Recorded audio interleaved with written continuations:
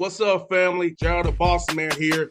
You're tuned into the Bossman Show on AM 1010, AM 1430, 1055 The King.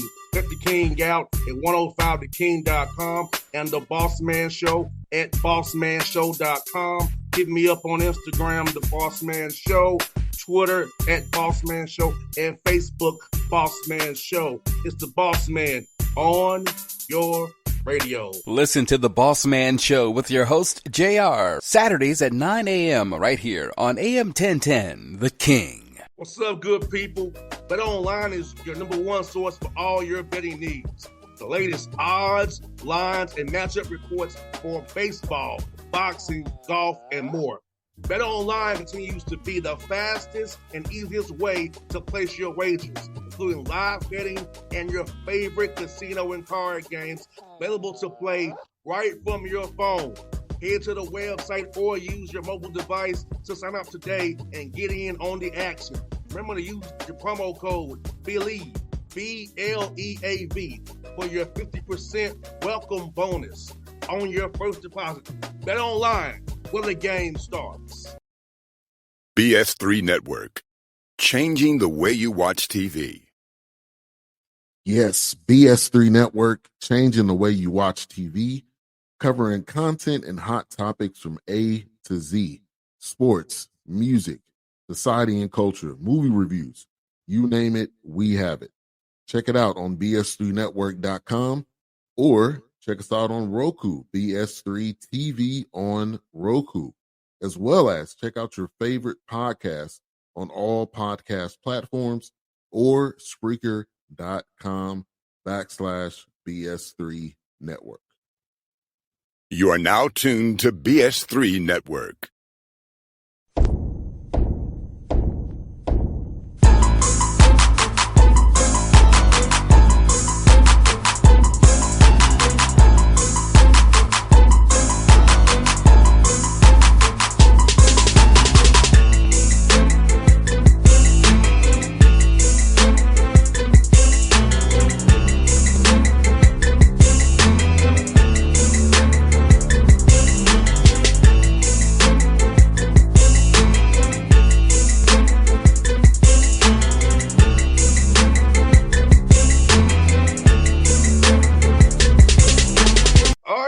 Back on the Bossman Show, new head coach of Gardner Webb, Coach Jimmy Luther here with me on the Bossman Show out of the Big South. Coach, man, how's it feel being in the big chair now at Gardner Webb, man? The big chair, I tell you.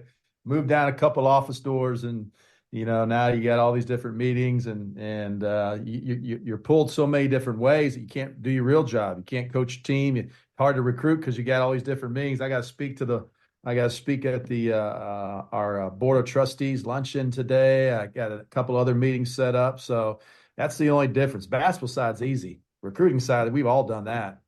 It's just all the other things you got to do when you're sitting in this chair that makes it a little different. 100%, Coach. And since you was a coach at D2 level, man, how is it different for you now with the transfer portal, the NIL piece of it, trying to find guys who are established now from when you was head coaching at D2 level, man? Yeah, I mean, it's all changed. It's not even a matter of Division I or Division II. It's just the whole landscape has changed. It's these kids can leave whenever they want to leave. There's no penalty for that. Back then and back when I played, if you left, you had to sit out a year. Now they don't. So you're trying to find that kid that you can coach. If you coach them too hard, they leave. If they don't get enough playing time, they leave. If they're too good and they're putting up big numbers, they leave. All right. So it's that fine line of trying to find some of these kids. And when this first went into effect, they only could transfer one time. And then the old rules kicked in. Now, you thought, hey, I'm going to take a bunch of transfers, get these transferred. Now they're locked into me. Well, now they can do whatever they want to do. So that whole method's out the window too. So it's a different era for sure. The NIL stuff here at Gardner Webb, we don't have that, which I'm fine with. I told my president, I don't need NIL to get kids because there's so many kids out there. What you may need it for down the road is to keep your kids. because these kids come here and they put up good numbers. Now everybody's kind of starting to come in on them. Hey, come play for us now. We've seen you could do it at Gardner Webb. You put up 15 points a game, 10 rebound, whatever it might be. Hey, now I'll give you some money. I tell those kids, where were those schools 2 or 3 years ago when they didn't want you? Well, I found you, I developed you, and now they want to throw some money at you and they dip out. So if you ever needed something, possibly maybe down the road, you might need something to keep a kid or two, but you don't need anything to get any kids because there's 2,872 kids in the portal right now. 100%, coach. And like you said, sometimes I tell these young men who I talk to probably offline, I'm like, hey, stay where you at, because if you want to play overseas and play the NBA or G League, you gotta be putting out good film and good tape. You getting 4 points a game at a Power 5 or a Group of 5 school, you're not playing. Did that help you any? I know. So I will stay where I'm at, put up numbers, and get drafted, because I'm a product of it in my school. Tennessee State's my school. Look at Robert Covington. If he left Tennessee State when he was put out of numbers, he would have been in the NBA right now and had been in the NBA 12 years. Right. And that's a big deal. So we've had in my 11 years here, we've had 7 kids leave us and go Power 5, and it only worked out for 2. It worked out for a kid named Nate Johnson, left us and went to Xavier, started for 2 years. Good for him. Awesome. And it worked out for Lance Terry, who came home and went to Georgia Tech and, played at Georgia Tech and did a good job. But the other 5 or 6 kids, it's led to multiple transfers or those kids sitting there doing nothing. Well, you know what? I got the job here, 3 or 4 weeks ago, and I've got 3 kids coming, or one definitely coming back, who left us and tried to go high major. Didn't work out. He's going to come back and play for us. I got 2 others on the hook that left us. One went to Texas Tech. One went to Vanderbilt. They're talking about coming back because they saw, hey, I was doing really well at Gardner Webb, put up really good numbers, and I try to go. I don't know the culture. I don't know the locker room. I don't know the teammates. Everybody's going to paint you a really good picture, right? They're going to tell you exactly what you want to hear. Hey, you come here, it's Power 5. You're going to get the minutes. You're going to get the money. You can get checked. And the next thing happens, they get there. It ain't what they thought it was. And they're like, whoa, hold up a second. I was at a place putting up 14, 15 a game. I was all conference. That's going to look a lot better and boost my pro check if I stay and continue to do that, So it's that fine line trying to educate these kids. They all think they all think the portal's a magic hat. They're just going to reach in, pull something out. Man, here we go. It doesn't work that way. 100%, coach. Like I said, that's the old saying that the elders tell us: grass is always greener. Grass is not always greener. You have to kind of wonder, look where you're at. Like for me, I played football, coach, and I had opportunity to transfer from 1AA, but I didn't do that because I'm gonna be the 4th receiver at 1A, and I could be the number 1, 2 guy here at 1AA. I said I'm gonna keep getting the targets where I am right now. I want ball in my hands. I want to try to do something in my life. So I was in that same position myself, coach, and I made this mistake. Now I'm trying to tell these young men, it worked out for me doing what I did. Yep. You're taking a big risk, and I think you should really think about where you are, who cares about you, who's just trying to sell you a dream and make you a number. Right. And I tell that, grass is not greener on the other side. I'd say, well, it can be really green on the same side you're at if you water it, if you could take care of it, if you're wanted, if and that's what we try to do for these kids. They're here and we're allowing them to do their thing, and they're putting a good resume. Their basketball career, I tell them, it's a resume. This is your resume, because they all want it. You walk into a locker room at our level and you say, how many kids want to play in the NBA? 13 out of 13 are raising their hands. And we all know none of those kids are going to the NBA, but there's opportunities to play professionally. So overseas, and that market has boomed. People are making really good livings doing that. So you know what you're doing for your 4 years? You're trying to put together a resume, and that resume needs to see you getting better each year, working on your craft each year, working on your skill set each year. And if you put together a good resume, somebody's going to come in and give you a chance to make some money and to further your career. But all of a sudden now you jump and you leave and you go somewhere and you gamble and you roll the dice and it doesn't work out. There's a gap in that resume, and now teams are a little bit uncertain about you because, hey, you did it here, but you couldn't produce it. You just leave that thing open for people's minds or scouts or whatever, professional teams, they start to question that. Just be here, put your numbers in, be a good teammate, show up every single day, and you have a chance to make some money. And coach, your league, the Big South, man, is very competitive, man. I know Mike Morrell's a good friend of mine as well, man. He does a great job up there, man. And it's about how tough your league is. Talk about Coach Luther, man. It's great ball. Most people see more of what you all do in the Big South, man. It's a wonderful thing to watch how you guys compete like heck and go against each other in doing conference play, man. Yeah, yeah. So this year this is my 11th year, obviously, and this year we have the highest conference ranking or rating that we've ever had in my 11 years. I think we're as high as the 18th best league in the country. There's 32 leagues or 31 leagues, so we're a true definition of a mid-major. Mike does a great job. Griff Aldridge does a really good job. You still got me? I got you, coach. You see me? I got a see you, call coach. I coming got right you, now. coach. I see you, buddy. Okay. I got a call coming. Griff Aldridge does a good job. Darius Nichols does a good job. Mark Prosser does a good job over at Winthrop. So our league is really, really super competitive, and it's so you got to be ready to play every single night. And if you've looked over our league over the last few years, it comes down to that last weekend. You win this game, you could finish in second or first or second. You lose this game, you could finish in fifth or sixth. I mean, Longwood this year, if they hadn't beat High Point, I think it was at Longwood, they could have finished as low as eighth or ninth in our eighth, maybe. We only had 9 teams. Well, they won that game. They finished in a 3-way tie for fifth. And then they won 3 games in the conference tournament and got to the NCAA tournament. So that's the 5th place team in our league was able to string it together and win our league and go to the NCAA tournament. So you got to be able to bring it every single night. Really good coaches, really good players. And Coach Luther, since you're the head coach now, how are you going to approach the non-con schedule now? I know how Coach Kraft did it, so how are you going to kind of approach it now with what you're calling the shots now? Yeah. So I actually did the scheduling even for Kraft. Oh, I guess. I would find the teams and bring it. He made the ultimate decision, but I did the contracts and things like that. He and I have a little different philosophy.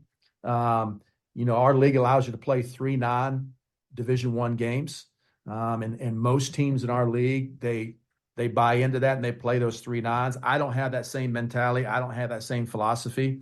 I don't think beating a non-Division I on November 4th by 57 points gets my team ready in February or March to be where they need to get, to be the team they need to be. I think it gives you a false sense of security. It gives you a false sense of who you are, because now you're making shots, you're making plays against inferior competition. I want to play the best we possibly can play. I want our team, I don't care if we win or lose, I want to be able to have my team, every time they step on, they know they've got to show up. They know they've got to play. They know they're going to be tested. That's just been my kind of makeup. Even when I was a Division II guy, I always played the best teams I could find. I think we're judged on our league schedule, our league conference. It's a 1-bid league. So what's going to make me the best we can be in January and February? And I don't think just beating up on a non-Division I, and you see teams 137-42. And what's that really do for you? Nothing. Boost some guys' stats, maybe. You got a guy, and that gets his head thinking, I'm really, really good. I just had, 27 points tonight against mom and pop school from wherever that doesn't even give scholarships. Well, good. You should do that. So I want to play the best we can play. I want to have a really competitive schedule. We'll have to, play some money games in there. We got to play bring in some money for the school. So we'll do 4 or 5 of those every year. We're going to Cancun next year, playing the Cancun Challenge, which will be good, for the guys that get down there and stay for 4 or 5 days in Cancun. And I got Tennessee already done. I got Pitt already done. I'm talking to a few other schools. So we'll put together a good schedule. Hopefully you'll play Tech or State. Hopefully you come down here and play Tech or State. Hopefully they'll work with you, man. Yeah. Well, Georgia won't play us no more. A couple of years ago, we went over and beat Georgia pretty solid. We've beat Clemson in the past. We've beat Purdue in the past. We beat Wake Forest in the past. So a lot of these teams around here they call them the buy games. They're giving you money, guarantee games. They give you that money for what? So they guarantee a victory, and we've won a lot of those games. So a lot of these teams say, no, we ain't going to play Garden Web. Tim did a phenomenal job with that. So now the market for us to make some money, I got to kind of venture out a little bit for people that don't really know what we've done. Well, 100%, Coach, 100%. I totally get that, man. And for you, Coach, how have workouts been so far with the guys you have returning, man, as they end the semester here? So how has it been going so far for the guys?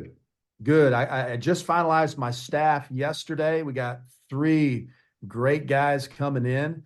We've been lifting the guys and getting them on the floor a little bit. And this time of year, we're on these kids. We go, 2 sessions in the summer. We're in the fall. We're going hard all the way until spring break, the March time. So in the spring, I like the kids to be able to be kids. If you're a good player, you're going to get your shots up. You're going to get your workout in. I don't have to be in there. They hear enough from us. So we've been really relaxed here since I've gotten the job. I've been busy, but we've been relaxed. The guys are getting in there every now and again and getting some workout. They are lifting heavy because you can't ever forget about your body. It's a job. You have the best body you can. So they've been lifting 5 days a week for the last few weeks. But as far as us being out there and doing this and doing that, we'll start that up at the end of May for that first session of summer school, and just let the guys be some guys. Go out and walk around campus and go to the beach or whatever they want to do and just get in just a little bit. 100%, Coach. Coach, I remember back when I played, we didn't do much to October. Now it's like you can do 2 sessions of summer school now. So it's like how easy it is to develop a guy's game and know what the guy's really at now. With the old days, you had to kind of get ready for 2 weeks before practice, 2 weeks before, and you didn't really know until you knew.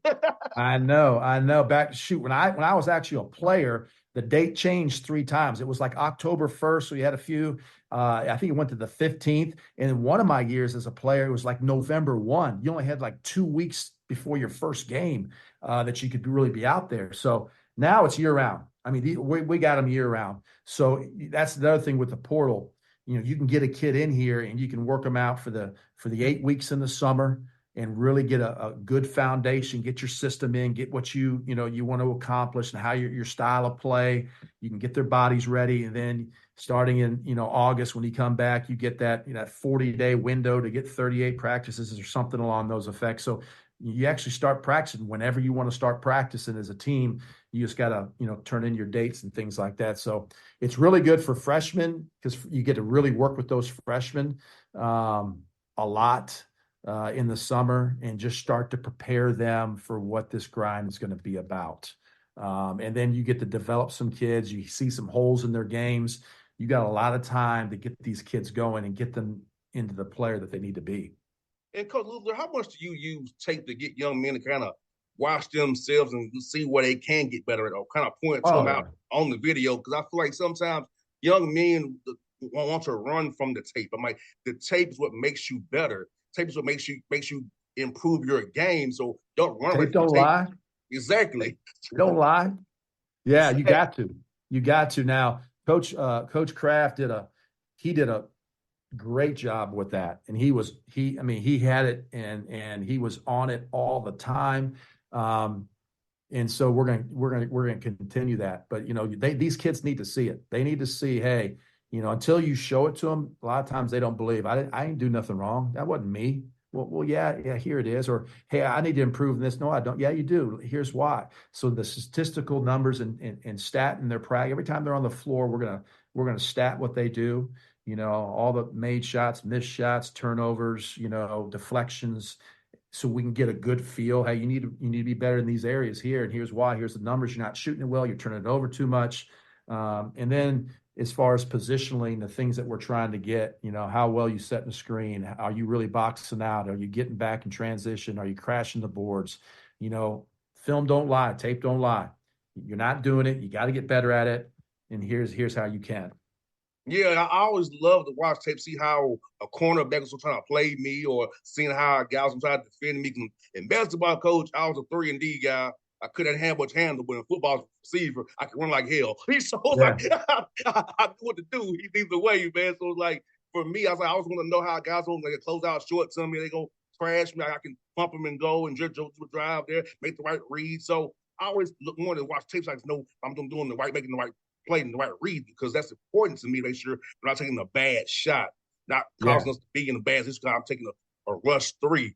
Make sure I'm doing the right things.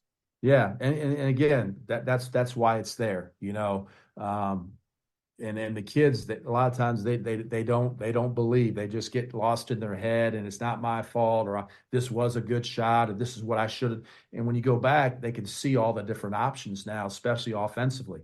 Was this a bad shot? Well, yeah, it was early in the shot clock. Was this a bad shot? Yeah, this guy was closing you down, and you had the one more. Did I take one dribble too many? Yeah. Well, here's the gap. It closed. They plugged you. You turned it over, and this is why. So we try to prepare the guys with all that stuff. You got to be able to prepare them for every scenario, and they're going to have to be able to make reads and plays, especially offensively. And there's no reason why they can't be successful, because we're going to drill those things every single day. We're going to drill the plug pass, the spray, when to look for this, when to see that, how to attack this ball screen coverage, so that all the different areas, that's what the film does. That's what the tape does. That's what drill, that's what repetitions do for you. And Coach, that's one for you, Coach, man. So when you're not engaged coaching full time, doing your thing, man, how do you kind of enjoy yourself and get away from the game that we both love so much? Yeah. I got 3 kids and an awesome wife. My 3 kids, I got a 16-year-old, 13-year-old, and I got a 9-year-old, and they're in everything you can possibly imagine. I got basketball to go see. I got gymnastics with my daughter. I got soccer with my youngest. I got AAU tournaments with my oldest, and this weekend I've got an AAU tournament in Spartanburg, South Carolina, with my oldest boy, and I got a soccer tournament in just north of Charlotte with my youngest, and my daughter's got a gymnastics meet. So my wife's going to one. I'm going to try to hit the other 2. I mean, the kids keep you busy, and I love it. I love living life with my kids. They keep me as young as possible. They reel me back in. Why we doing what we do is for my 3 kids. That's why we do what we do, because I want to be a great dad. I want to be a great husband. I want to be as much stuff as I can. And you know what? Now that I'm the boss man, I can do what I want to do now. I can make my own schedule. I can be at this stuff and let the assistants, hey, you take this. I'm going to go see my boy play out. I'm with my daughter at gymnastics, go see her flipping and flopping. So now that I am in that chair, I can be a little more free, I think, too. Yes, indeed. But Coach Luke, it's been great to chat with you, man. Hopefully I'll see you during the live period in Atlanta when we have all those late point tournaments, all that kind of stuff. Yeah. So hopefully I'll see you at the PJ, maybe I'll be there, Coach. So just glad to talk to you today. I love your energy, man. We have to do this again real soon. I'll definitely look out for your cheer for you guys, man. I appreciate it, man. I'd love to come back anytime and talk at you. Thanks, Coach. It's so much fun, brother. All right. See ya. All right now. BS3 Network. Changing the way you watch TV. Yes, BS3 Network, changing the way you watch TV, covering content and hot topics from A to Z. Sports, music, society and culture, movie reviews. You name it, we have it. Check it out on bs3network.com or check us out on Roku, BS3 TV on Roku, as well as check out your favorite podcasts on all podcast platforms or Spreaker.com/BS3 Network. You are now tuned to BS3 Network. What's up, good people? Bet Online is your number one source for all your betting needs. The latest odds, lines, and matchup reports for baseball, boxing, golf, and more. Bet Online continues to be the fastest and easiest way to place your wagers, including live betting and your favorite casino and card games available to play right from your phone. Head to the website or use your mobile device to sign up today and get in on the action. Remember to use your promo code BELIEVE, BLEAV, for your 50% welcome bonus on your first deposit. Bet Online, where the game starts. What's up, family? Jared the Bossman here. You're tuned into the Bossman Show on AM 1010, AM 1430, 1055 The King. Check The King out at 105theking.com and the Bossman Show at bossmanshow.com. Hit me up on Instagram, The Bossman Show, Twitter at Bossman Show, and Facebook, Bossman Show. It's the Bossman on your radio. Listen to the Bossman Show with your host, JR, Saturdays at 9 a.m. right here on AM 1010, The King.